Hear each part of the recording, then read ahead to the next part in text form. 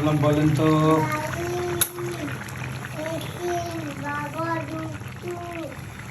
কি রান্না করলাম?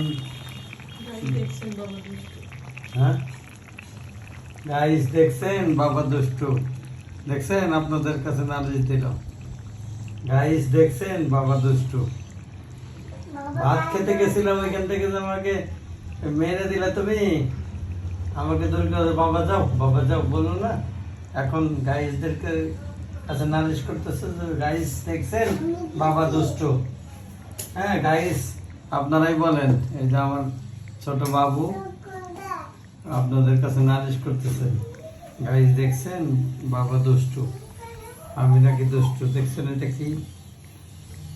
বেগুন দিয়ে লইট্টা মাছ রান্না করলাম। কার কার ভালো লাগে?